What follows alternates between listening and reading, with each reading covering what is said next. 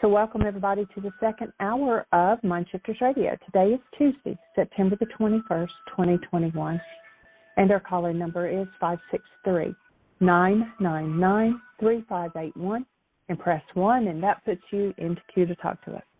And we'd love to hear your comments and questions because that makes this your show. Welcome, Michael. Thank you, dear heart, and welcome everybody.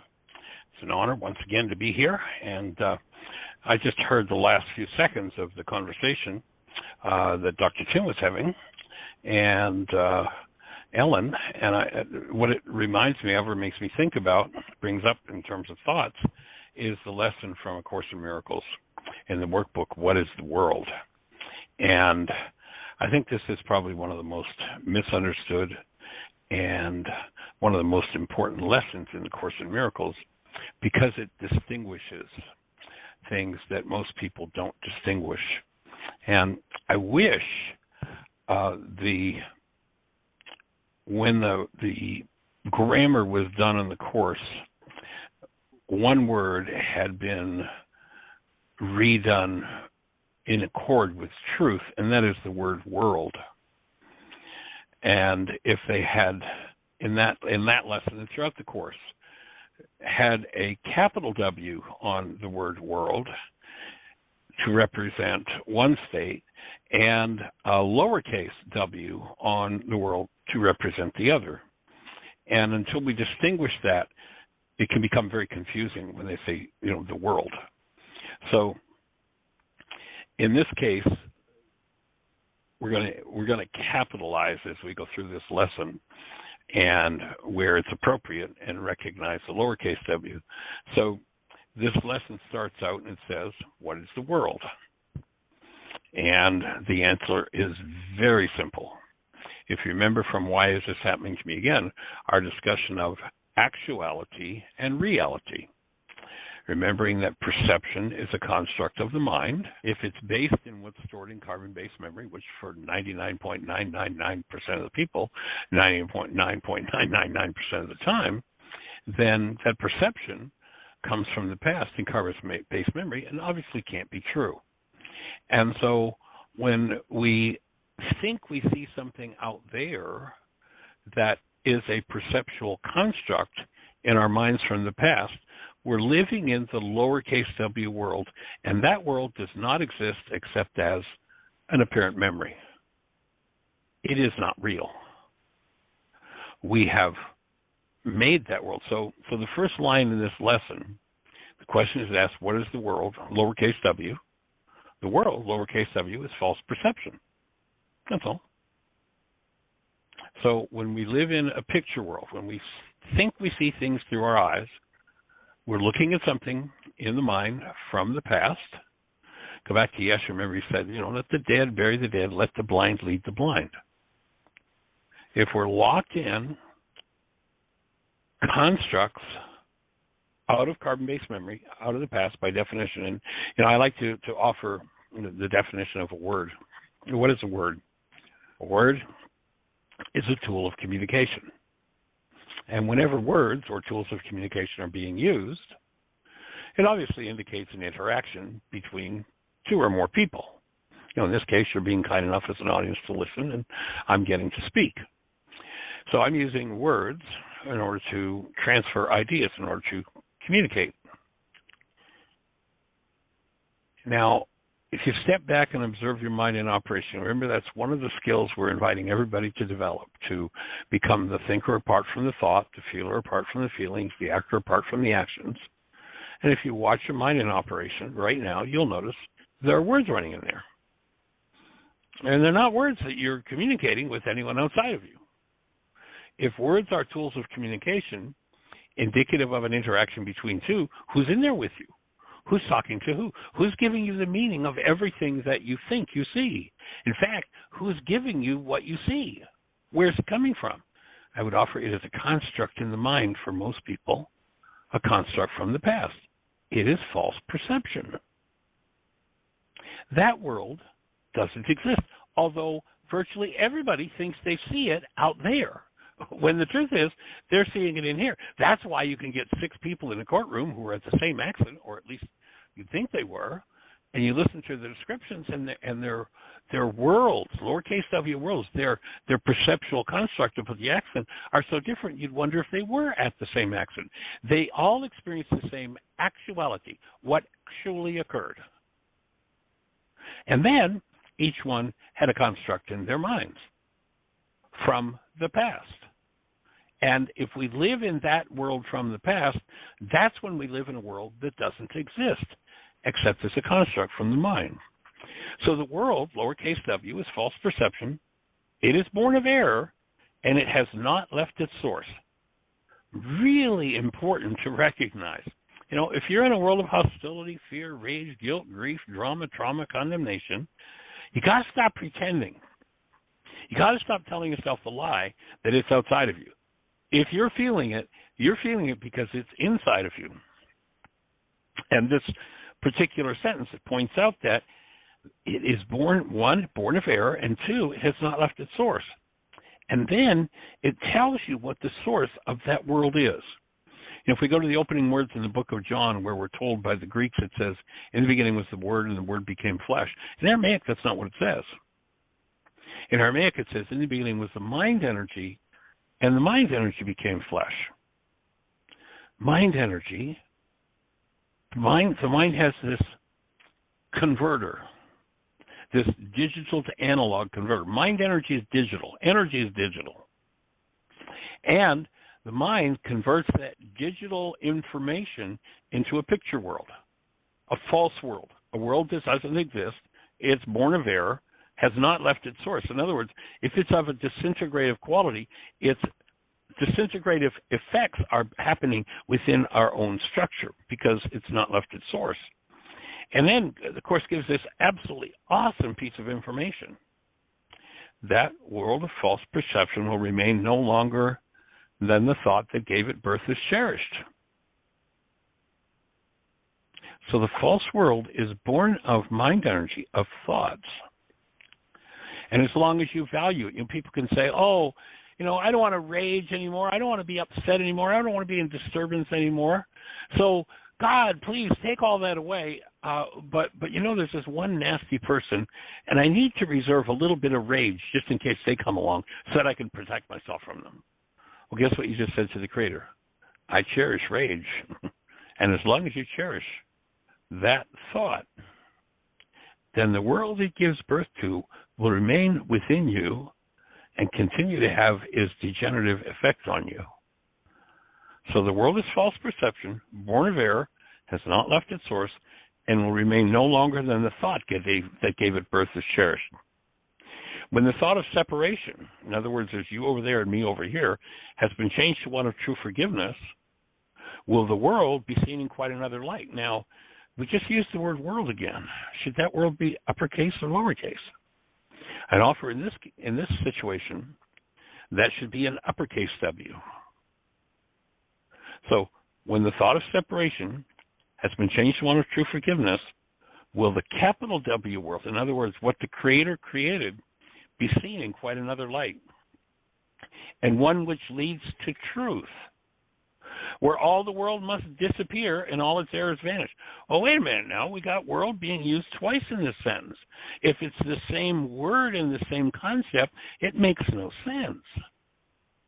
Let's capitalize the first W world and lowercase, as appropriate, the second W world as it's used in the sentence. So let's read it properly now.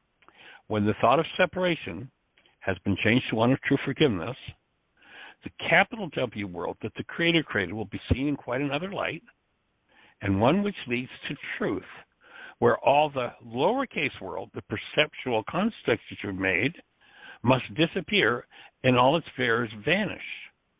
Now its source has gone and its effects are gone as well.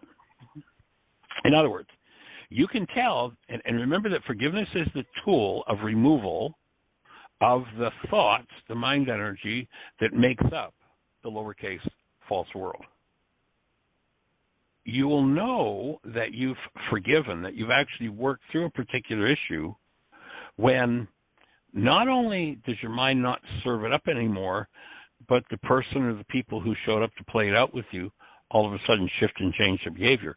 So the effects are gone as well. And let's go back and check out how that happens. In Aramaic, Yeshua taught us that there was a feminine elemental force in us that was called Ruka Dekudsha. And the definition, the Greeks translated those words as the Holy Spirit. Nothing about the disembodied spirit being there. Ruka Dekudsha is a feminine elemental force in us that undoes the effects of our errors and teaches us the truth. So what is this lesson saying, this particular sentence? The world, capital W world, will be seen in quite another light, one which leads to truth. Who's going to teach you the truth? She who undoes the effects of your errors, Ruka Dekudsha. And all the lowercase W world will disappear, and all its errors vanish. Its conflicts, its insanity, its poverty, its rage, its guilt. Now its source is gone, and its effects are gone as well. Now, if you cherish your rage, if you cherish your fear, well, I've learned when I was a little kid that if I quaked in fear, somebody came and hugged me and took care of me and protected me, and I didn't have to learn to be responsible. So you may cherish fear. And if you keep going around with fear, mind energy of fear, then its effects will appear in your physiology and in your life. It's up to you. Now, why would anybody do that? It's done, and the next paragraph tells us exactly. It's done in order to separate oneself from the conscious active presence of love. If you've decided to cherish thoughts of fear or of rage, I like it when somebody comes and pats me on the back and takes care of me, or rage, I like to be able to terrorize people so they stay away from me, then you cherish thoughts that create the world of false perception.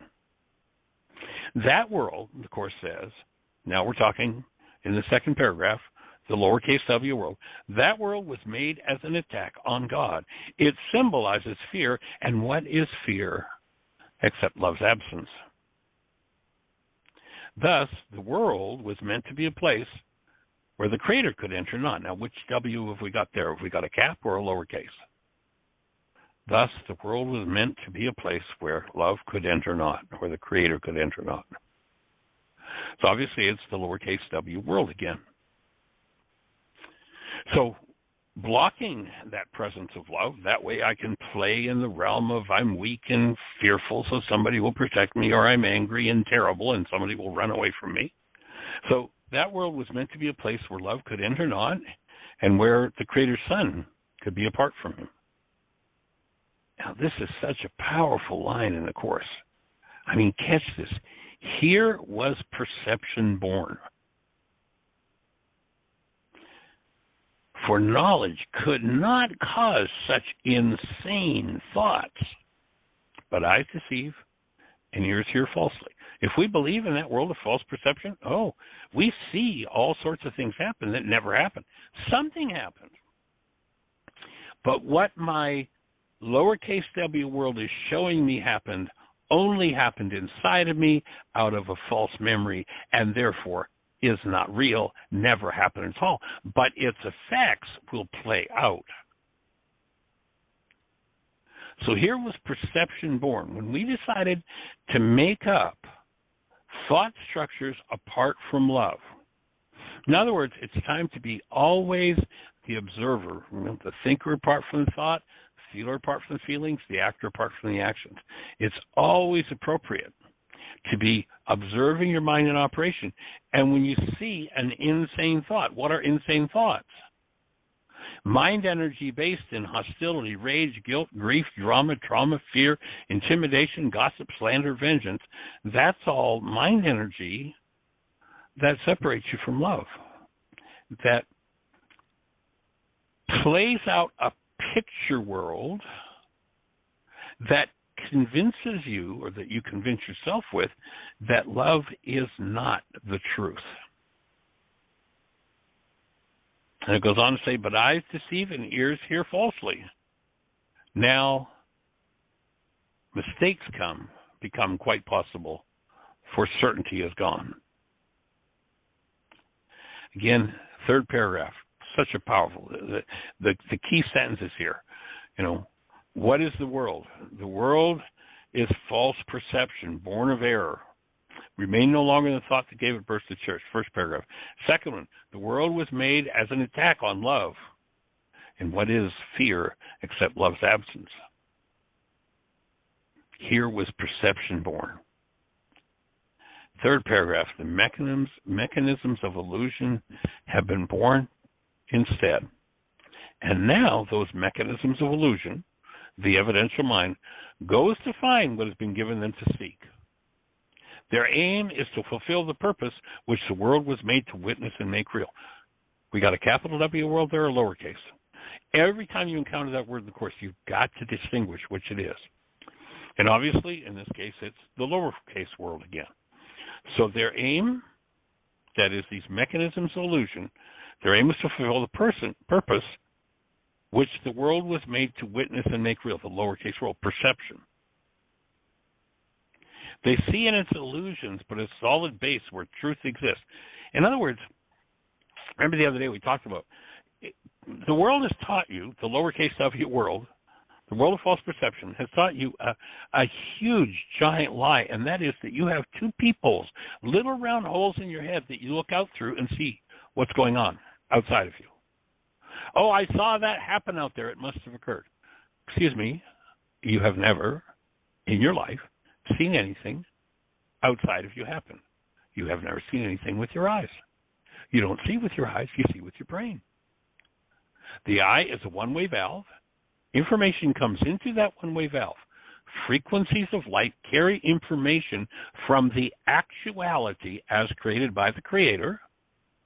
And if thoughts of separation are resonated by those energetic frequencies, then the world of false perception will show you a picture that you lay over top of, as this lesson said, meant to keep you separate from the world of love.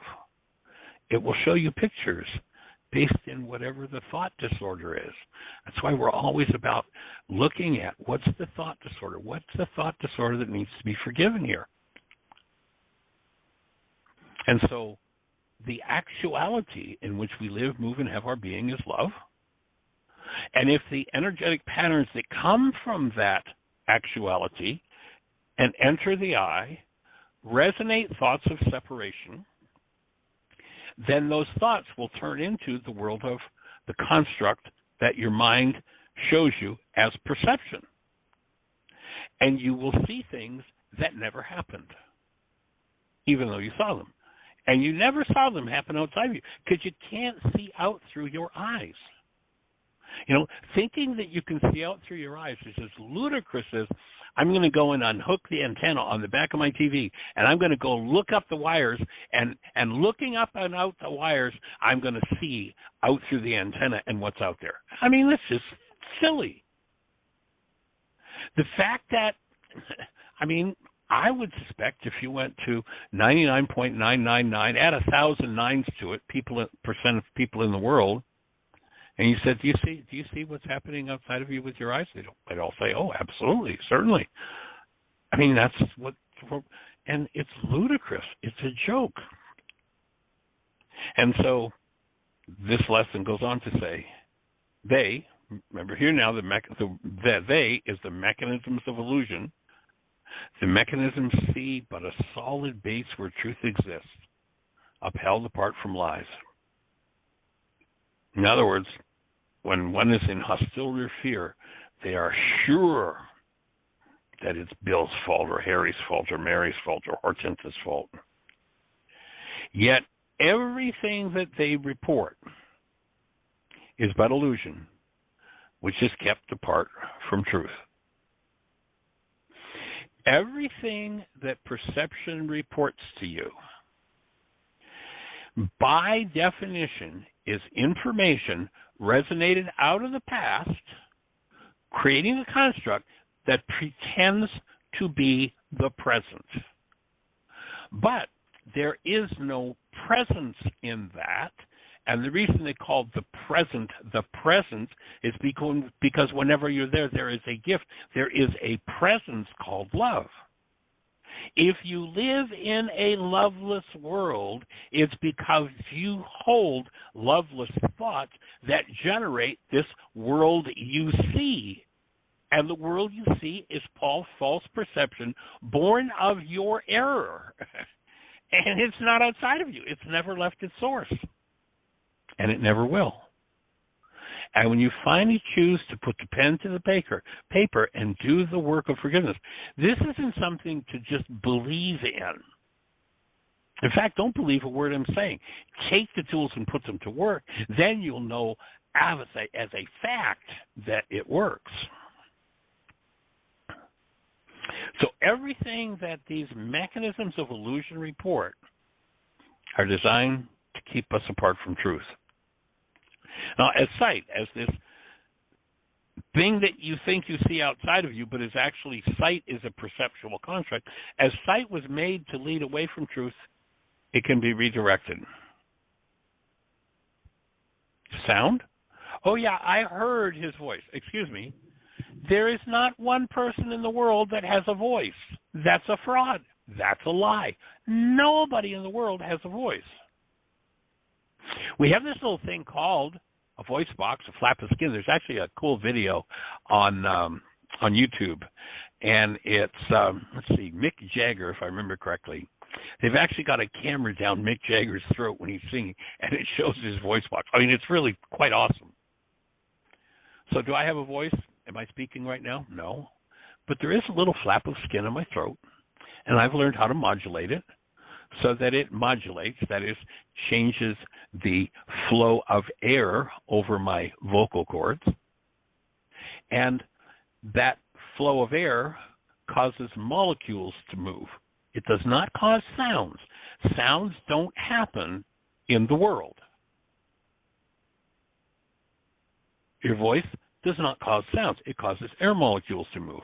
You happen to have a little drum in your ear that when those air molecules moving hit that drum, cause that drum to move. When that drum moves, it causes some bones to move that generate an electrical frequency that matches the air movement that came from the vocal cords firing and being modulated.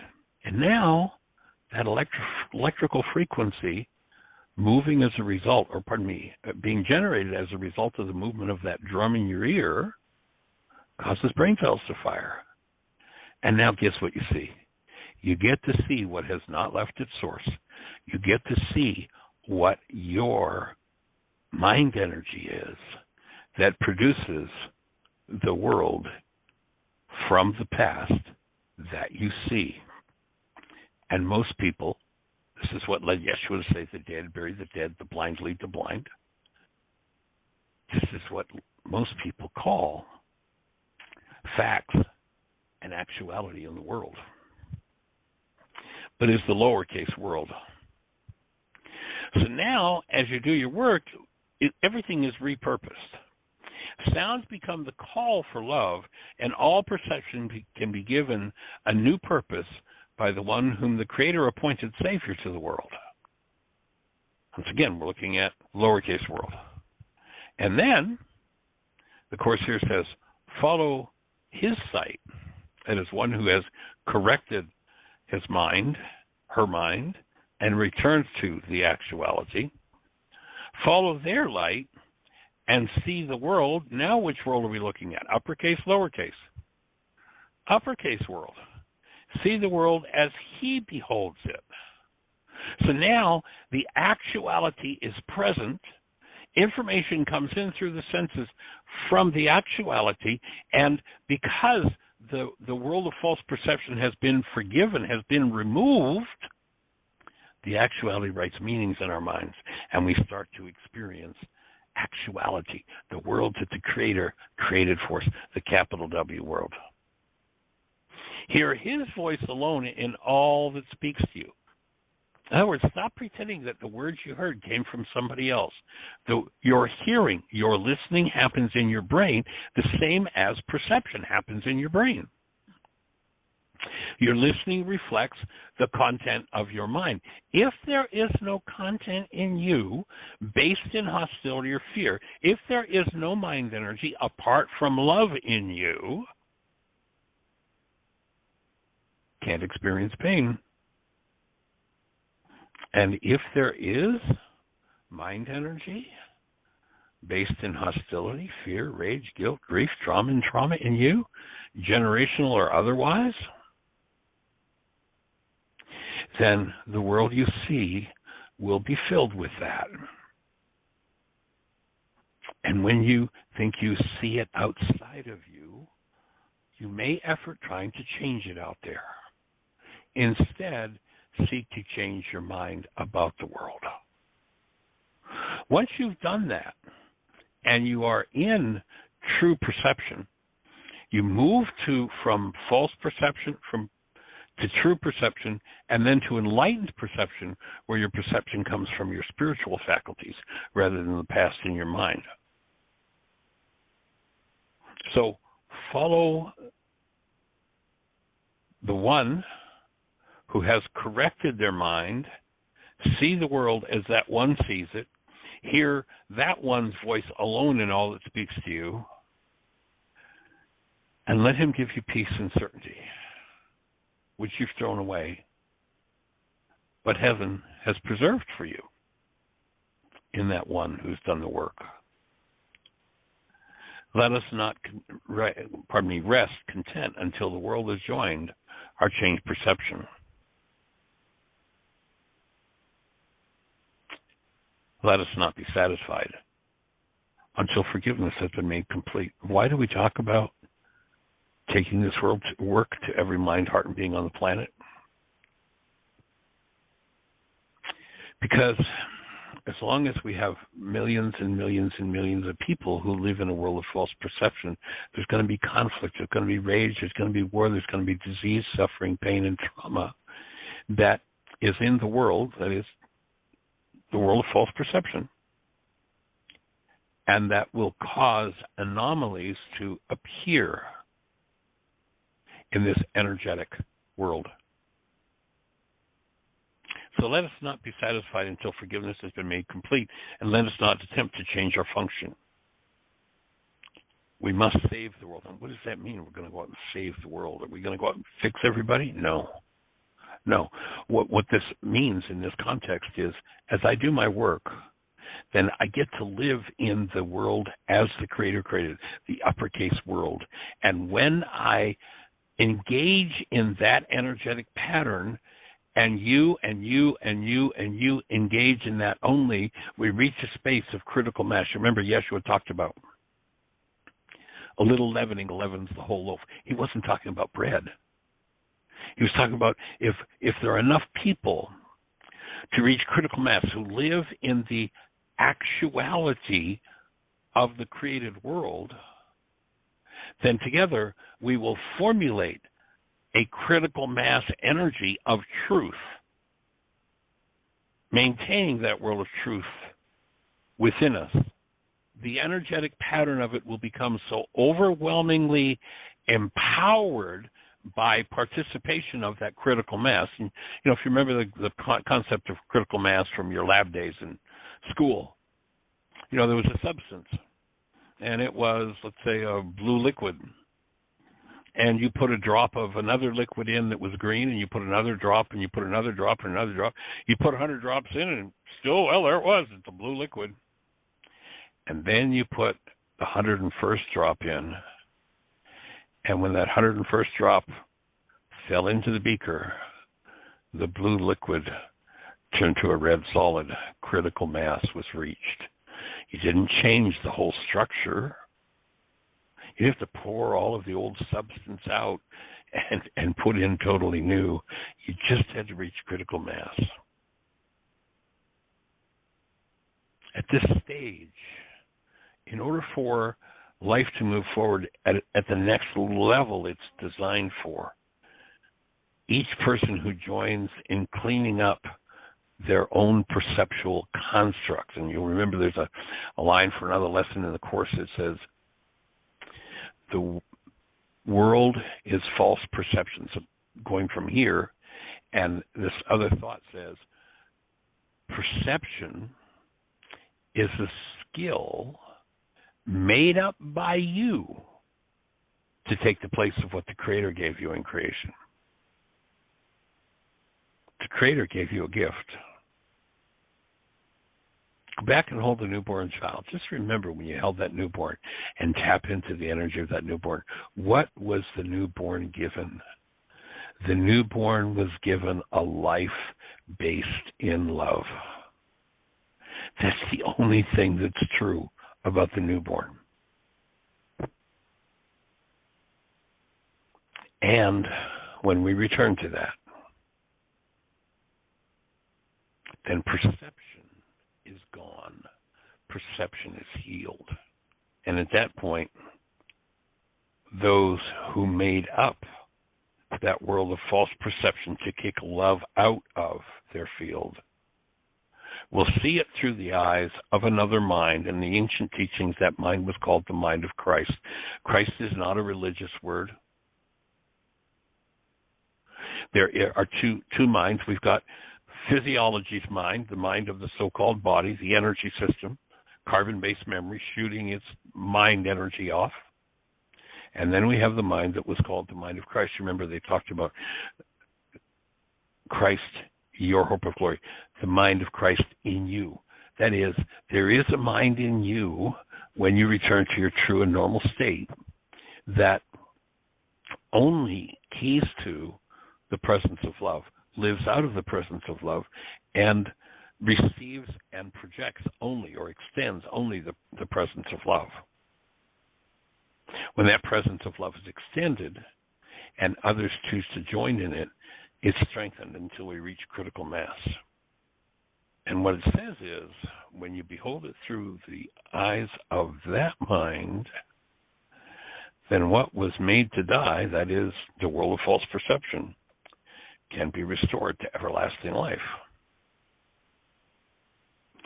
So why do people die? Well, my background's in physics, and here's what I heard Einstein say: there's only energy.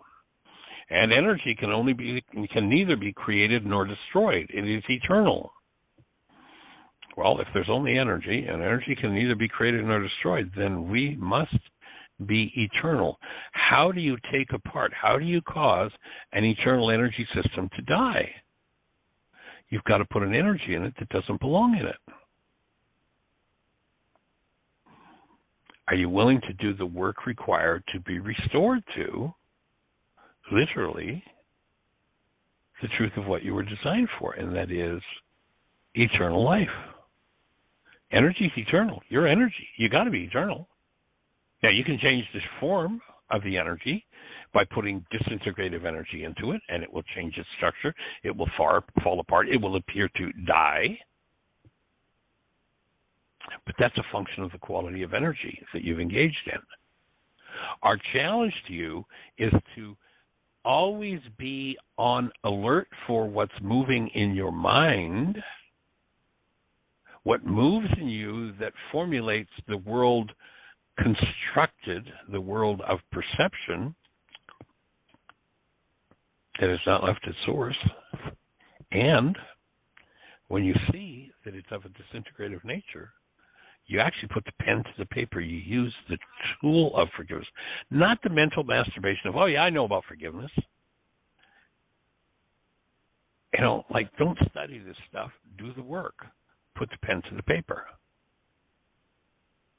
And as you disorder each frequency that lands, and it doesn't matter, if you put a disintegrative energy into your big toe, part of the mind functions through every cell in the body. If you put disintegrative energy into your big toe, somebody's going to come along and they're going to diagnose your big toe. Now, break down the word diagnose. Diagnostic. Diet is two, and agnostic is somebody who doesn't know. Diagnose is two who don't know, and they'll tell you you've got the big toe disease. But there's only one disease, and that's a disintegrative frequency in the big toe that doesn't belong there. Now, I don't know how long you've been, or I've been, or we have been denying and hiding those kinds of energies from ourselves, but the day that you develop the skill to take the disintegrative energy out of your big toe, guess what's going to happen? Your big toe's going to heal. Now, if you put that energy into your kneecap, some diagnostician is going to come along. It'll probably be a longer Latin word than the one for the toe and tell you what your disease is in the kneecap. And in essence, it will be the kneecap disease. And or if you put it in the lung, the liver, the heart, or the brain, they'll have you a different big, long Latin name and a more expensive drug every time to treat it for the disintegrative energy in the lung, the liver, the heart, or the brain. But there's only one disease. Let's see, how does that go? The world is false perception. It is born of error. It has not left its source. It will remain no longer than the thought that gave it birth is cherished. The world of dis-ease will disappear, and all its fears vanish when you decide that you don't want to play with that source anymore. And then its effects are gone. That creates a space that welcomes in the presence of love. Here's a line from this lesson. What is fear except love's absence? The world, capital W, or pardon me, lowercase w, world, was meant to be a place where love could enter not, and where you could be apart from love. And oh, there are lots of people playing that. Here was perception born,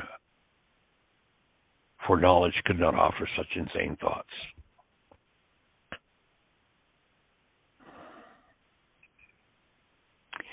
The mechanisms of illusion. It's time to be finished with them. The tool is that of forgiveness. Now, if you're using the forgiveness tool, wonderful. If you're not, we invite you to go to our website, whyagain.org. Upper left-hand corner, there's a button that says Start Here. Click the Start Here button, and it'll walk you through several links that will teach you everything that we've learned over the last 50 years, 40 years.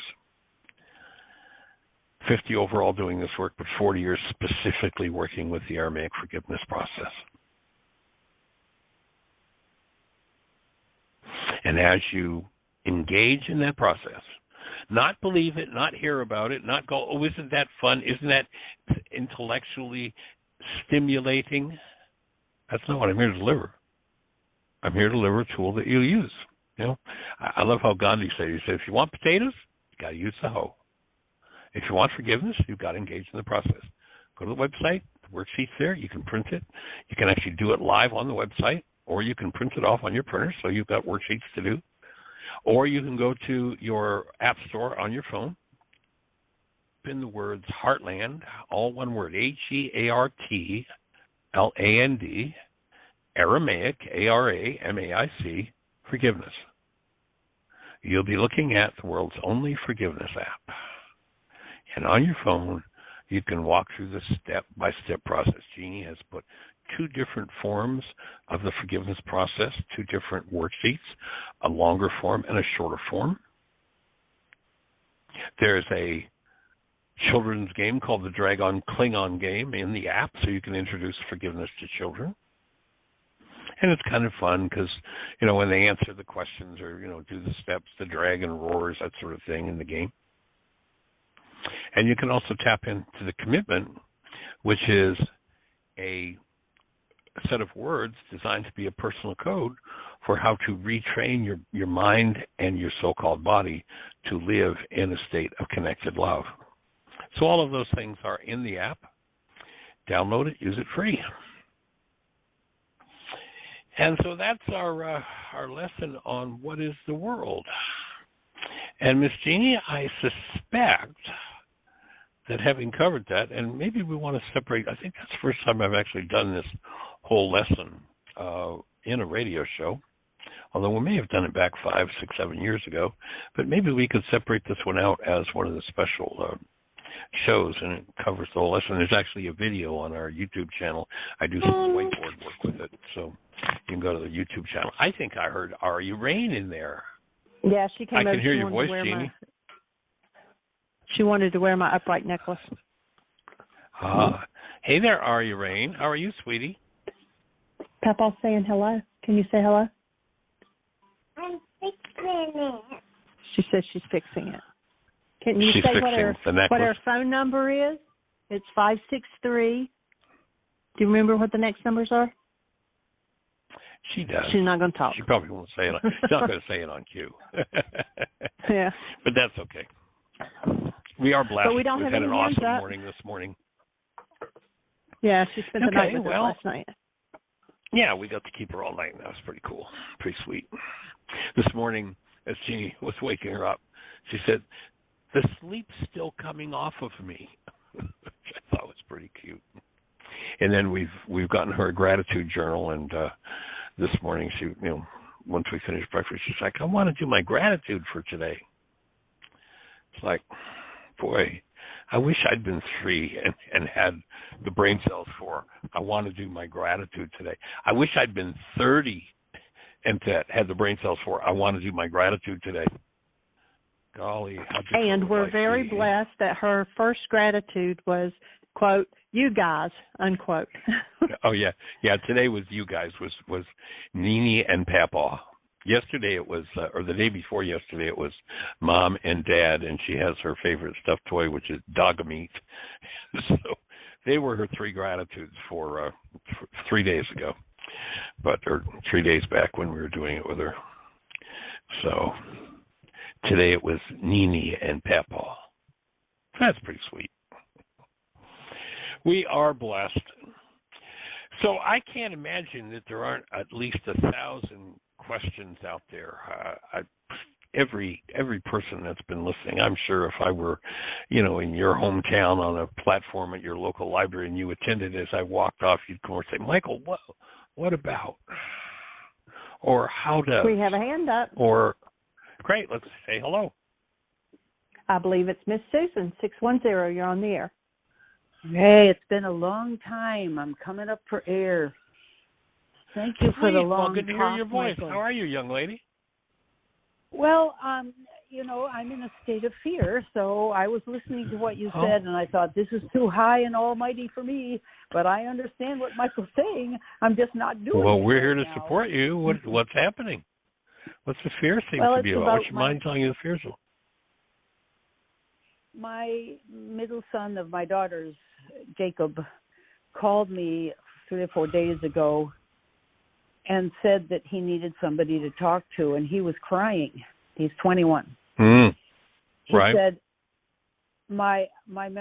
I've ruined myself, he said. I've totally ruined myself. I said, "Tell me in what ways?" And he said, "My short-term memory is completely shot lining with that stuff without proper water, and it won't go into your blood. You've got to do it right. You probably haven't ever been taking that right." So he said, okay. So he drinks the water. He gets back in bed. And we talked until he said, "I think I'm okay for the night now."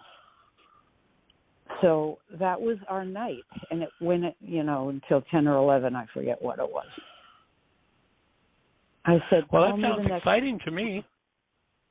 Yeah, well, it's been 3 days. We've been texting and talking. He has managed to go to his job, which is at Dunkin' Donuts. He says, when I'm there, I'm okay because I just don't think. I just zone out, and he's very good at it. But I just had another talk with him, and he's frightened. I said, "Jake, you're still detoxing. You sound a lot better than you did before, but you've really put your body through the ringer." And I said, "You're not taking anything now, not one thing." And he said, "No, I'm not taking anything." And is he he's eating all food? confused. Yeah, he has he's anorexic, really. He's very, very thin. And he says, "I try to eat, I forget to eat." I said, "What are you eating?" He said, "Well, I eat what I can," and I know what he eats. Bags of chips, Dunkin' lots Donuts. of candy. Yeah, the worst possible nutrition-free, which I love what you say. Food. I said, "Well, there are certain things that you can do without needing medication." I don't need to tell you all this, Michael. I mean, it goes on. What I'm feeling is terribly anxious on his, and I know the worksheets, I've done the worksheets, but I'm just vibrating with anxiety on his behalf. How awesome. But notice you can't vibrate with anxiety on anybody's behalf but your own, young lady.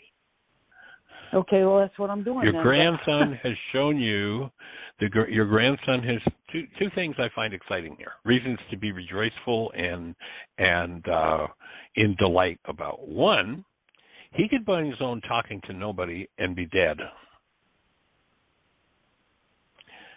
Or still getting deeper into the drug game, which ultimately would likely kill him. So the fact that he's talking to you and coming out of it sounds pretty exciting to me, and asking for and receiving your support. So that to me is one exciting thing.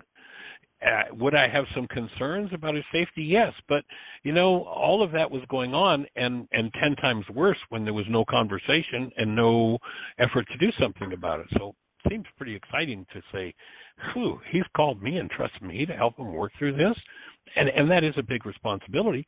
And it sounds like the second thing to me that's exciting is that when you say, I'm vibrating with this anxiety, whose physiology is vibrating? Whose opportunity is this to clear out another whole layer of anxiety? Remember, you used to have that anti-anxiety medication, and you did your work and you cleared it out. Well, here's the next layer and the next level, because what's vibrating in you is vibrating in you because it's in you, not him. That's good to be reminded of. So he's showing you your next piece of work, which, if we're going to do our work, somebody has to bring it up.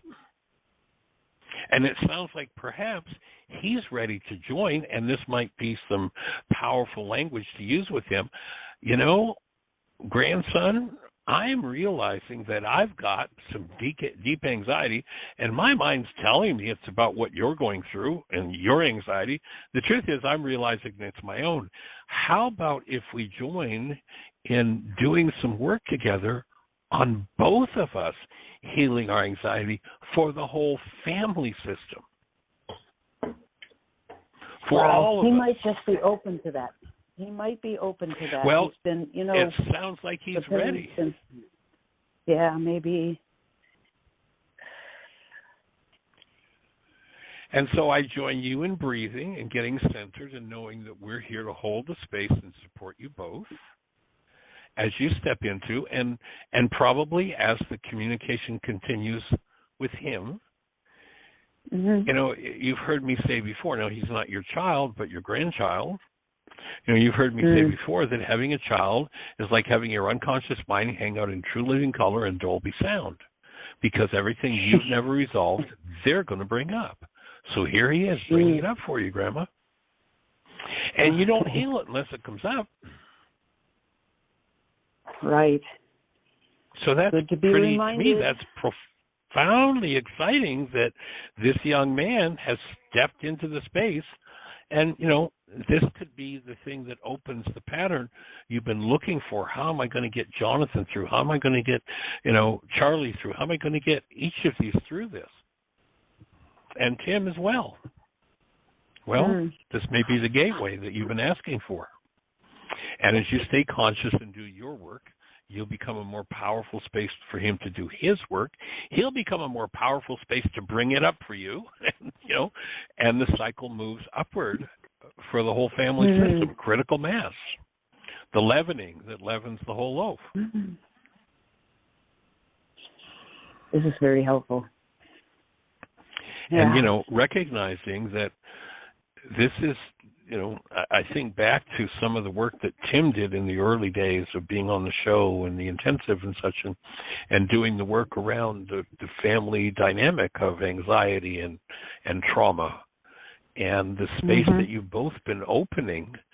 And, this is the genetics that are being opened and healed.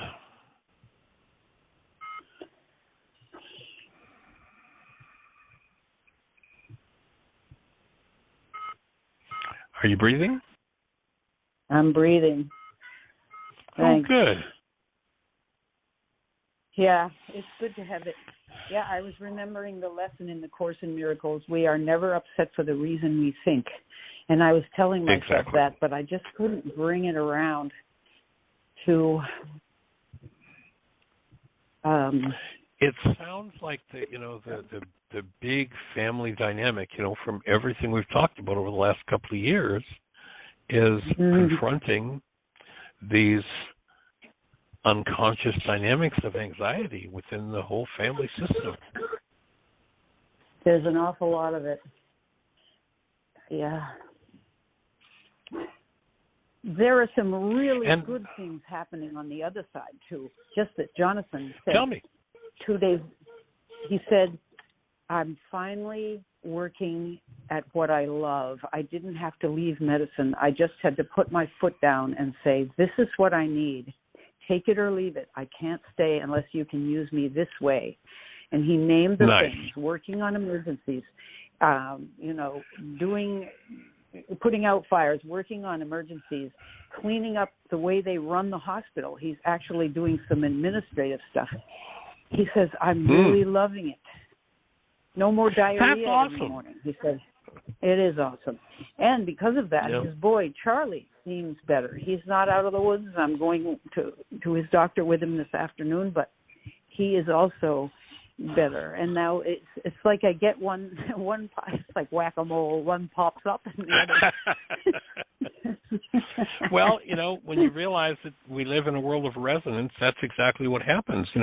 One person in the family system creates an opening and does a piece of work that creates a vitality connected through the whole system, so things start to move in everybody else. And each person who does another piece of work that's connected in that family system, it's going to tend to vitalize everyone as each layer is peeled off. And remember, the symptoms of healing are not Dr. Feelgood. No, clearly not. And I remember Michael, to become the thinker apart from the thought, feeler apart from the feelings, the actor apart from the actions, and observe and move through it. Tim and I are working with refugees, and we've gotten a bunch coming in, and there's no housing here. So I need your blessing on doing something that we're too scared to do, but we're doing it. We're taking in a Sudanese woman for 3 to 6 to 9 months, and we're just going to be living with her, and she doesn't speak English. And, we're introverts and stuff. So I'll keep you posted. She arrives in about 2 weeks. There is a language that all three of you speak in common. Love. It's called the breath. Oh, okay, cool. Breath. When you can't say a word to her, you can demonstrate what the still point breathing process looks like, invite her to relax and to breathe. Even if you can't, if you don't have a common language, a common word, you can demonstrate, you can physiologically show her how to connect her breath, how to move through the breath. And then, with touch, offer her the assurance that she's safe as she breathes to feel and move through whatever comes up. And it's going to be a lot of stuff. If she's stuff, come from the Sudan, it's probably going to be pretty heavy duty. Yeah. Right. But here's and we don't here's know the biggest piece. Go ahead. I was going to say we don't know if she has children left behind. We're not sure she has children left behind. She's coming alone. She's 46 or 7 years old. All right, what were you saying? Just saying that to assure her through gentle, nurturing touch, and even if you can't speak to her about breathing, just indicate, through sign language, just indicate. Follow this pattern of breathing. Let your breath move. And then when the trauma starts to move her, which it likely will, to stay connected and stay safe, and just keep your breath moving as a demonstration that she can do the same, whatever moves, whatever trauma. And she may be carrying from the Sudan such terrors as we could never imagine. But here's the thing. You can trust the breath to handle that if you can stay centered in the breath and just support her doing the same. Remember, the breath is Ruka Dukucha. It is what the Greeks called the Holy Spirit, and you can support her by letting her know she's safe to do that, and you can trust the breath to do it. Great. Good. make bank. I've just, and we're going to be cut off in a few seconds, but, just over the last 40 years of working with people with the breath, with every kind of terror and trauma you can imagine, that whatever it is, no matter how much of a disaster it is, if that individual can just keep the breath moving, the breath will clear the trauma energy out of the field. And to remember that for yourself, if the trauma moving in her moves trauma in you, to recognize the trauma moving in you is yours, and you can breathe through it, and you can trust the breath to handle it.